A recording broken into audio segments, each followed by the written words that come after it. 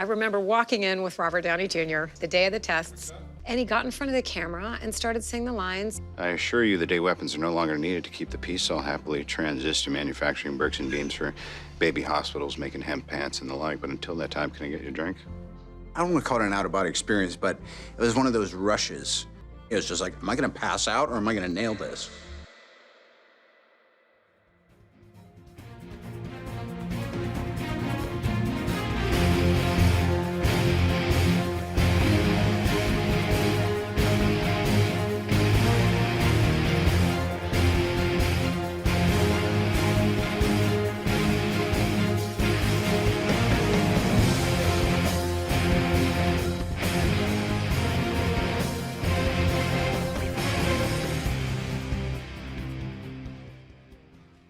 It's 2022. I'm 22, and I love to collect toys.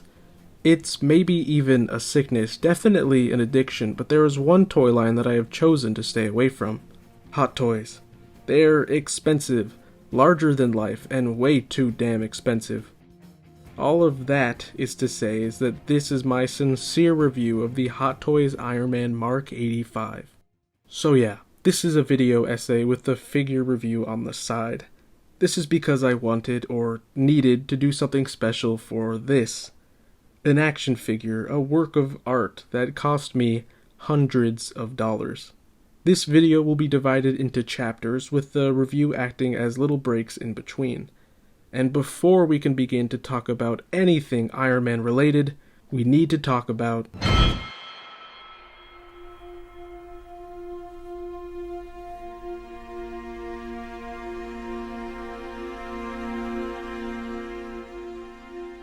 before his Iron Man, before the MCU, before Disney's grueling monopoly on the market, there was Robert Downey Jr., an actor that faced as many accolades as he did hardships.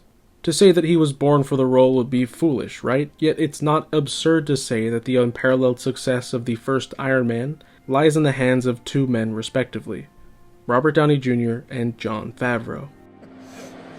This is exactly who I should be up here with. The man who literally started it all, who had the faith in me and this connection we had. And now at this point, he's the one moderating the press conferences because he's moved on. He's moved on even more gigantic stuff. I don't even know what to say about that. Downey is an actor that I truthfully didn't know much about. From my experience, he's only ever brought up in conversations about Iron Man and addiction. Ironic, I know. So it was my absolute pleasure to experience a handful of his best and most notable films, and upon my viewings, it was inspiring to witness how dedicated Robert Downey Jr. is to his craft. I found that he will always, time and time again, reach the audience in a profound and meaningful way. A consistent quality of his performances is his ability to convince the audience. All of his characters have a layered sense of realism to them, and the audience begins to believe that these characters could feasibly exist. Even in his most ridiculous scenes, the eyes of Downey speak to us in a way that only acting can explain. Relax. You know what? Fuck that, man. I'm sick of this koala-hugging nigga telling me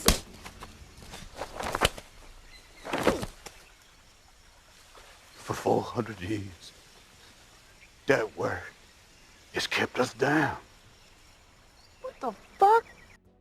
While Downey has been consistently praised for his performances, films like Less Than Zero, Kiss Kiss Bang Bang, and Chaplin were not instantly celebrated. But a Rotten Tomatoes score will only tell you so much, and at some point you are gonna have to form your own opinions. And my opinions are driven by the emotions I feel. The 1987 film Less Than Zero made me cry.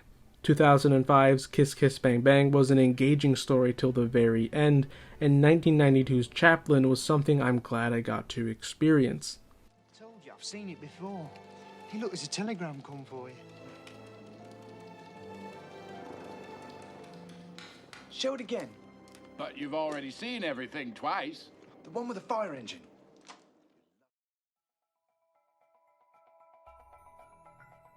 Born in New York, April 4th, 1965, Downey's fascination with film must have come from his parents, his mother an actress and his father a filmmaker. As a child, Downey was also always surrounded by drugs, and being exposed to substances at such an early age would continue to shape his life throughout his most formative years. Downey would continue to grow up with these tendencies while constantly moving from home to home. From New York to England, England to California, to an eventual return to New York, Robert Downey Jr.'s lived a life not many can ever relate to. That tornado scared me so much it made my hair disappear. But in order to tell the story of Downey's Iron Man correctly, we need to see him and acknowledge him before any of this.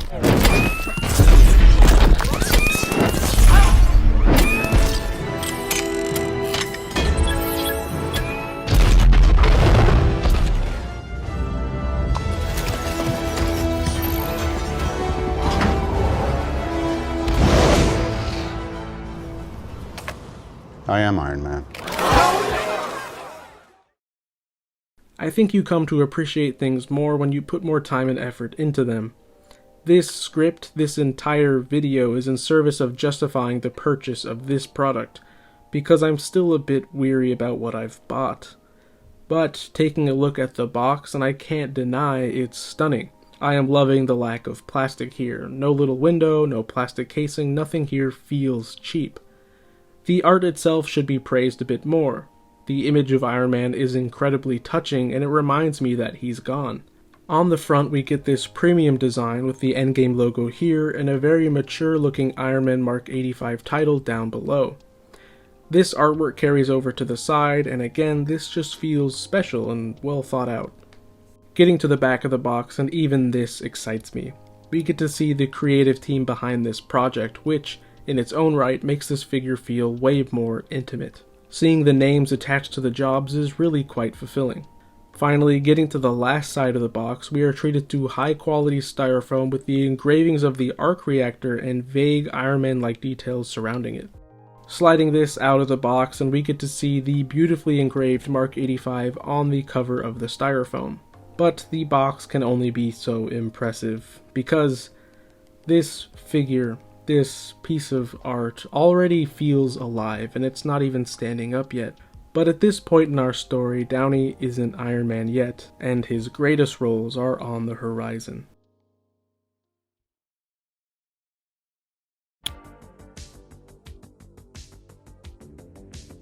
Robert Downey Jr.'s early acting efforts gradually began to find him success as he slowly moved up the acting ladder to bigger, more prominent roles. 1987 marked one of Robert's films that I am incredibly glad I was able to see. The 1987 film Less Than Zero is a drama piece about teenage friendship, abandonment, and addiction. And it's a story that perfectly captures the vulnerability that Robert brings to his roles. At the expense of outshining his co-stars, the film is also a bit haunting to watch as it deals with a subject matter that would go on to dismantle Downey's life and career. Just give me a second. You're his father and I'm his son. I'm your son. I'm sleepy. Dad? Get out. I'll call the police.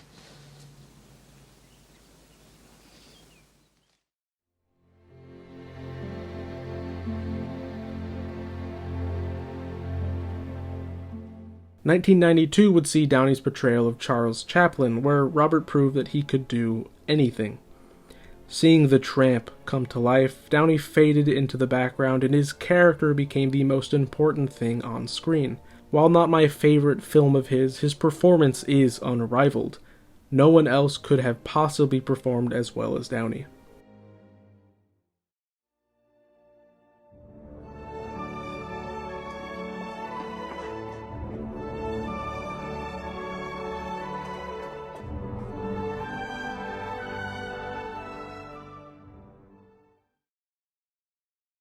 Return to the story of Robert Downey Jr., drugs land the troubled actor in prison, and he reaches out to a psychiatrist for help.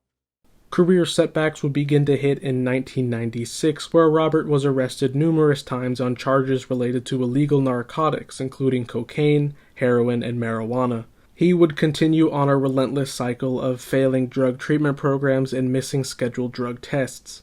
This would ultimately lead to his 3-year prison sentence at the California Substance Abuse Treatment Facility and State Prison in Corcoran, California. where he ended up serving 1 year in 1999. And to be honest with you, knowing Downey was in prison the year I was born really put life into perspective for me. There's so much happening all the time, but knowing I wasn't even alive at the time of Downey's lowest point in life does speak to me in some way. Downey has mentioned many times that being in prison changed who he was, being shut out from society, disregarded, and trapped in his cave. This transformative year would mark a turning point for everything. And being arrested, which is too sad, such a bright person, and he's not a criminal. He's a victim of the drugs. Slowly and surely, Robert Downey Jr. would continue to bring himself back to notable roles and important films. In my personal favorite film of his, 2005's Kiss Kiss Bang Bang, Downey proved to director Jon Favreau, a fan of the film, that he could star in an action film. Thus, the Hail Mary of the film Iron Man began pre-production, and the role of Tony was intended for Tom Cruise. Maybe. Concept art from pre-production shows that at one point in time, Tom Cruise was at least thought of in the artist process. But the moment Downey stepped into his screen test, Favreau and his crew knew Downey was born to be Tony Stark. The production of the first film is the most interesting in my opinion, as this team of artists had no reference, no stakes, no rush. The lack of rush gave Favreau's team enough time to build another iconic aspect to the film. The suit. Tony's first suit signified his desperate attempt to escape. His Mark II represents his courage to go beyond, and the Mark III lets us know that both his technology and his personality are one in the same. Throw a little hot rod red in there. Yes, that should help you keep a low profile. But without the suits, the most important aspect to Iron Man's character is Tony. Yes, the technology is cool, but Tony is what makes any of this interesting. There were so many Iron Man suits to choose from, and while the Mark III, 4, and 7 may have more iconic movies, the suit I decided to purchase was the Mark 85 from his appearance in Avengers Endgame, and possibly his last appearance in the MCU. To me, this suit stands for Tony's greatest change throughout all of his films. It represents his willingness to sacrifice everything for everyone. The figure itself is gorgeous once standing upright, and I knew 1/6 scale was big, but I had no idea it would be this big. In the top tray, we also get to see most of his accessories, including a Tony Stark head sculpt, some hands, as well as the iconic Nano Gauntlet. His other accessories are included under this tray, and we are treated to this large lightning refocuser, a stand and support arm, and a plastic compartment that held the batteries and tools that we will see come into play later on. Getting a closer look, and the sculpt, the paint, the proportions, it's all flawless in my opinion. Pure perfection that hopefully comes through on camera. The figure is also made with some die-cast metal parts, meaning that there is a heft to this figure that I wasn't expecting. The paint application is consistent whether it's on plastic or metal, and the tiny imperfections and scratches add so much to the figure's lifelike quality. Similarly, the proportions are the best I've ever seen on a figure. Given the larger size, Hot Toys simply have more space to create the perfect figure. The tiny details in the sculpt are also beautiful as well. There are so many little design bits that you would never see in the movie. The organic nature of the suit and the classic red and gold colors drew me to this purchase, and to me, this is the perfect on-screen appearance of Iron Man. But the Mark 85 marks Tony's last appearance and represents the culmination of all that he's learned. The steady pace of Tony's character progression in the MCU is very significant, but in order to fully appreciate this final appearance, we first need to appreciate the year 2008. "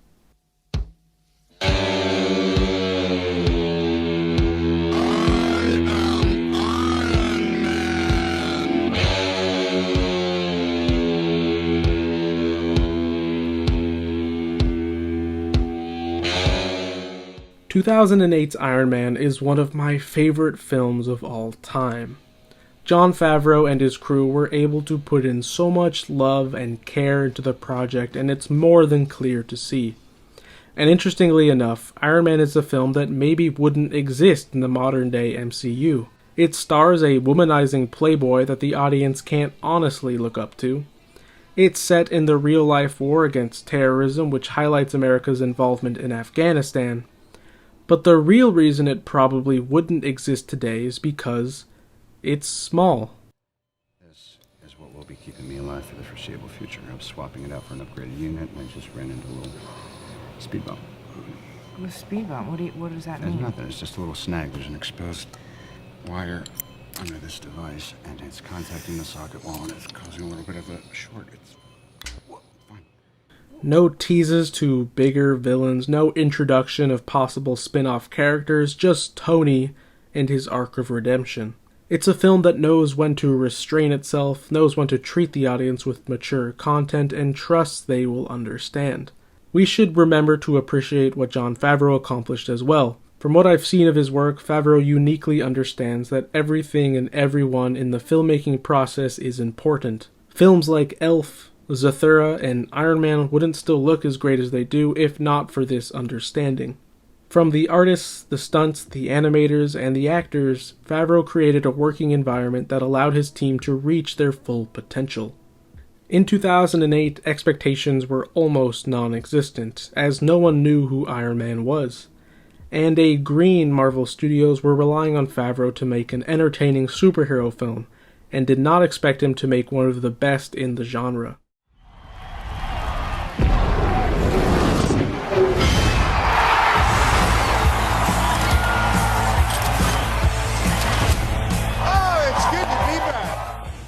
The electric chemistry between Favreau and Downey would continue onwards into Iron Man 2, a film that was given the impossible task of being as good or better than the first.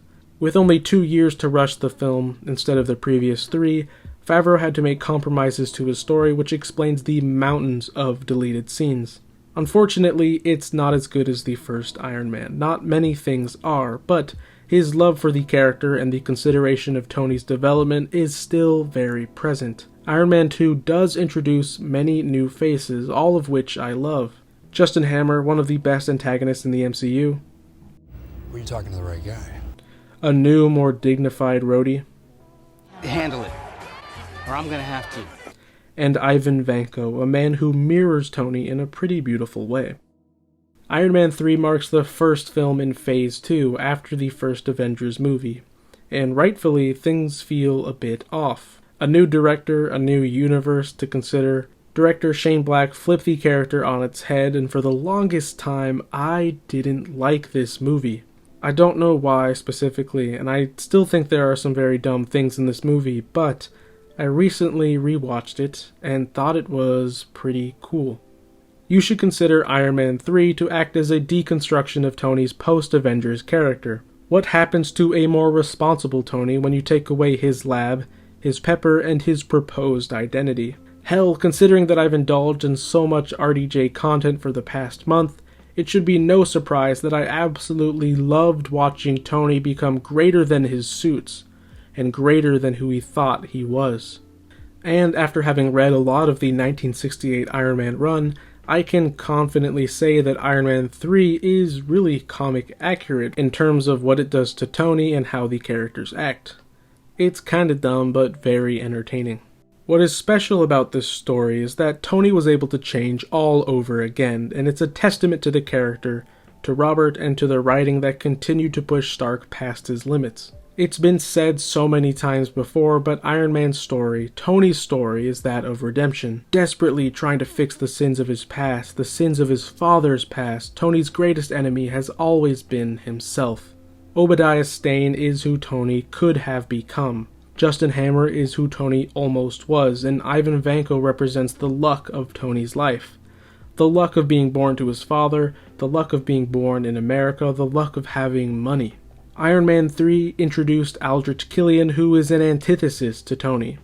Timid, dangerously manipulative, and desperate for success. Unfortunately, none of the Iron Man villains get any praise because of Downey's performance. Many have complained about how the first 3 villains were just Iron Man wannabes, but the villains did fit the story being told. You have to ask yourself, does it serve the story? Does it serve Tony? Because why wouldn't the most powerful men in the world be fascinated envious of the man who can fly.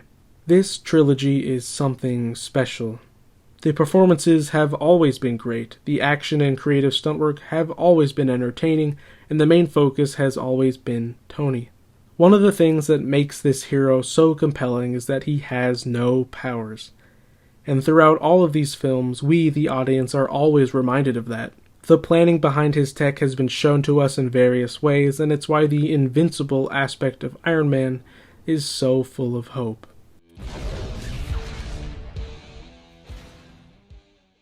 Intricacy plays a large part when it comes to Tony's thought process, as he's as much of a scientist as he is an artist. Getting a closer look at all that this figure comes with, and it's clear to see that the amazing detail from the suit carries over to his accessories. Speaking of intricacy, let us start with my favorite aspect of this purchase. This Tony Stark head sculpt is pure craftsmanship. The texture of the skin is unnervingly convincing, and the eyes look glossy and realistic. Now, I did pick up the re-release version of this figure because of the head sculpt. The first release of this figure actually came with a different Tony sculpt, and while I think that one looks great for the film, this second release head sculpt looks closer to Robert Downey Jr. in my opinion. I'll say it once again, this is perfection.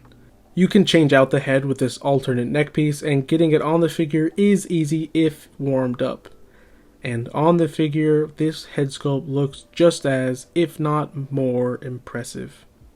Now, the Mark 85 has a few defining features. The faithful red and gold paint application is only what's seen on the surface, but taking a look at some of these accessories and Tony's nano gauntlet, nanotech, and lightning refocuser all speak volumes to what Tony has planned before the battle even starts. Unfortunately, I should say that this very expensive figure does not come with all the accessories it should. He's missing his shield, a nano blade, cannons, and possibly some repulsor effects.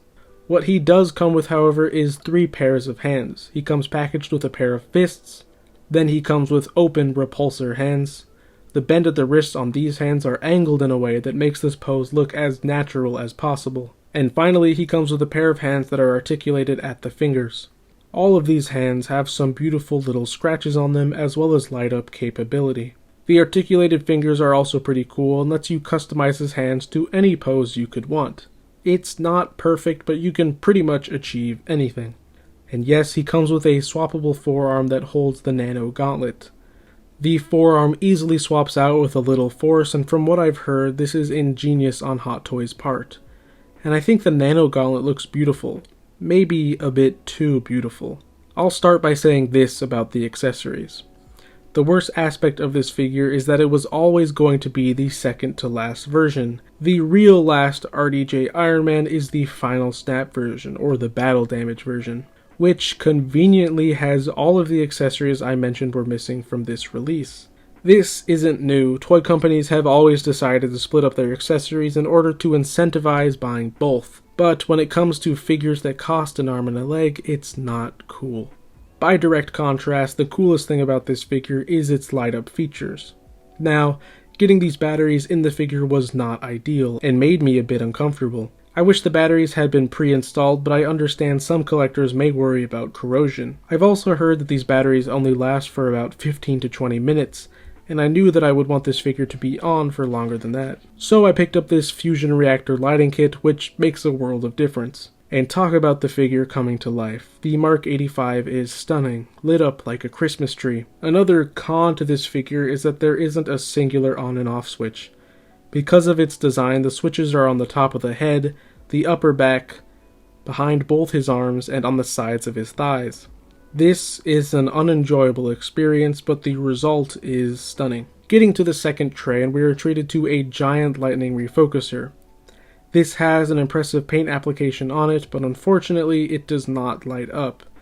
And I'll be honest, I'll probably never use this. We also see the stand, which I believe is typical for Hot Toys, a hexagonal base with a nice nameplate and a little design specific to the film it comes from. The support is bendable and the little claw holds the figure well. We can also see this empty plastic casing where all the batteries came from. Hot Toys also includes 3 tools in order to help change the batteries, and trust me, you'll need all 3 tools for various reasons. As we end our exploration into the life of Downey and Tony, I should mention another reason I chose this suit. And it's because there has only been one Iron Man scene that has made me cry. I'll be honest with you again, when I first saw Endgame in theaters, I wasn't the biggest fan. It didn't help that I was surrounded by really great Marvel fans, the types that laugh at everything and cry at anything. So when Tony passed, I felt nothing. Given the enjoyment I have had looking into Robert Downey Jr.'s life, his films, his portrayal of Tony Stark, watching his sacrifice this time, 3 years after my first viewing, alone in my room, I cried. And I grieved. Maybe it was the research, maybe it was because this is the most expensive figure I've ever purchased, or maybe it was because over the past month I feel as if I've really gotten to know Tony. In the end, I felt something. I felt a lot, actually. His now emotionless eyes, mixed with the reactions from Pepper, Rhodey, Peter, and Steve. Shit. I cried. I cried more than I'd care to admit. The funeral scene made it even harder as the audience gets to see everyone who Tony has changed and everyone that Iron Man has interacted with. All I could think of at this moment was Yinsen, the cave, and those very early days. Tony's death is something comic book fans have almost been waiting for. Tony Stark has died many times and for varying reasons. So with that in mind, the Endgame snap was actually one of the most beautiful ways this character could have gone out. What the MCU accomplished with Tony's character is unique. A character that is both charismatic and very problematic was able to become one of the most popular superheroes of all time. The original idea of Tony Stark wasn't supposed to work either. Stan Lee himself has stated that Iron Man was a test of his skills, testing to see if it was possible to create a character that represented everything that young people hated and still have it succeed. Then I decided I would try a tough one. All the kids, there was some war going on at this time, either Korea or Vietnam, I can't remember, but everybody was against the war. So I thought, I'm going to get a guy who makes munitions, and I'll make him a real industrialist. And something the kids would hate. But I said, I'm going to make the kids like him. And apparently they did. Iron Man was a very successful strip, and they're making a movie of him now.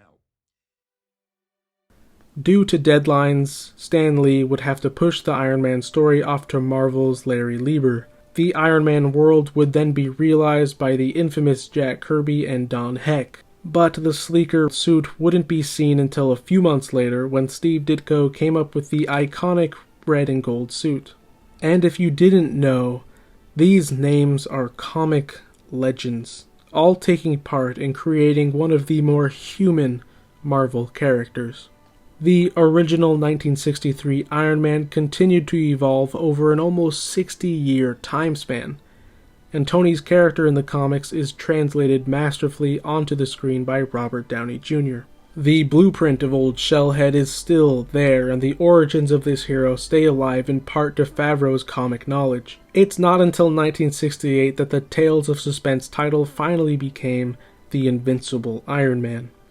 And let's just take a moment to appreciate this art, this time period, and these bullpen legends. And to go back and read these issues for the first time, keeping in mind the reason I'm reading them, I thought of how far Robert Downey Jr. has come and how much he has changed over his own lifetime and career. As far as I'm concerned, these two are the same, and Robert Downey Jr. is as heroic as Tony Stark. Downey's transformative 11-year time span from the first Iron Man to Avengers Endgame is historical and possibly even world-changing.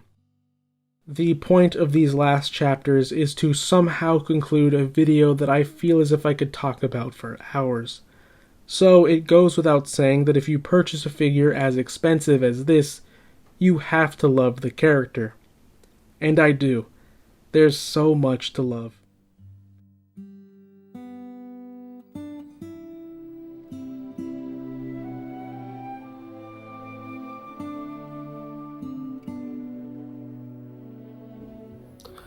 So this was originally supposed to be Chapter 5, a 5 to 10 minute little exploration into the conclusion of this review, but considering how long this video is already, I decided to shorten it and just get to the point with my pros, cons, and final thoughts. If you've made it this far into the video, thank you for checking out my stuff. It really means the absolute world to me, and if you have made it this far, please take the time to let me know what you think of this video. Do you want to see more things like this, or was it just a bit too long for your taste? Any and all criticism is appreciated. Anyway, let's get to the cons, and I do have 2.5 issues with this figure. The first one being the missing accessories. I already mentioned it before, but this figure is missing a few accessories to make it the perfect Mark 85, and obviously they held back on accessories to incentivize buying the other one, but at this price point, I would have at least appreciated the shield, which does appear before that last-minute endgame snap. Another negative point to this figure is the batteries and the light-up function, and it's a bit here and there because the actual light-up function itself is really nice, but getting the batteries in there and then how long the batteries last, it's just not perfect. And at this price point, again, it should be. I know that this light-up stuff is pretty typical for Hot Toys, but the fact that I had to go out and buy a separate DIY light-up kit just so I can have it on for more than 20 minutes, it's a con for me. And the last little tiny issue I have is the articulation. It's not terrible by any means, but I do collect other lines. So in my opinion, Kyoto Amazing Hamaguchi is the golden standard, and this just doesn't reach that. It's not an issue to me. This is going to be like a museum pose for me, but I do have to mention it. The articulation is really nice. It's just not really fun or really engaging, and 9 times out of 10, I'm worried I'm going to scratch the paint. So it's just not an enjoyable experience. Getting to the pros, and the pros do outweigh the negatives for sure. The first pro that I have to talk about is that unfortunately size does matter. This figure is a showstopper, and it will catch your attention, and then it will hold your attention. So if you're going to put this up on display, you will be proud of how large and in charge it really is. It's going to impress yourself and whoever is viewing your collection, and for those reasons, it is a positive aspect to this figure for someone who appreciates display. Another positive to this figure is the detail. I've already talked about this a lot, but the detail is just unmatched. I've never had or seen a figure with this much detail, and so it's just something that I really appreciate. Those little tiny design bits that I can just gather inspiration from as an artist as well. I could just look at this figure and draw from it. It's just overall very nice. And the last pro is that this is it.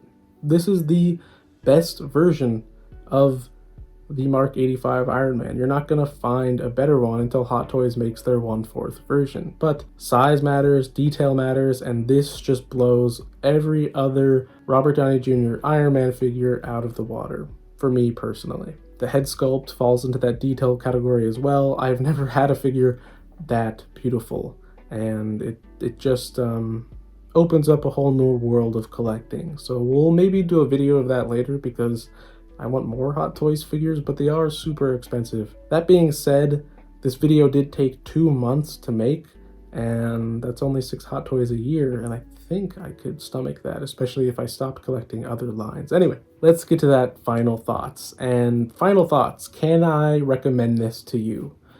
Well, if I'm being honest, it depends. I've been collecting for 8 years now, and that might not sound like a lot, but it's 1/3 of my whole life. 8 years of collecting, and I've known about Hot Toys since the beginning. But I couldn't afford it, and honestly, I didn't have a display ready for it. I don't think I would have appreciated this figure if I had picked it up when I was just starting out. So I think it did take me a lot of time to sort of figure out what I want in the collection, and now that I have it, it feels sort of like a milestone. My first Hot Toys figure, and hopefully it won't be my last. Can I recommend it to you? It depends on your own finances, it depends on your own thoughts on display, it depends on what you're looking for in a figure. I think this thing looks gorgeous and I'm proud to display it, but I can't honestly say that it's fun to play with. And I guess that's why it's not a toy, it's a collectible. Needless to say, I love this, and that's really all that matters to me. Regardless of the flaws, which there are a few, I can't help but love it. It just looks really nice, it photographs beautifully, and it just inspires me, I guess. I mean, it inspired me to make this video. I think I've learned that Robert Downey Jr. has made a lasting impact on my life, and possibly even yours without even knowing it. The MCU machine is high and mighty right now, but at one point in time, it was just Robert Downey Jr. Groundbreaking would be an understatement when describing the most influential superhero to ever touch the Marvel Cinematic Universe. That's my review. Thank you so much for watching. I know it was super long, but again, please let me know in the comments below what you think. Too long? Do you want to see more things like it? I really do hope you enjoyed this sort of unorthodox way of reviewing a figure. Anyway, thank you so much for watching. With that, I'll see you in the next one. Peace.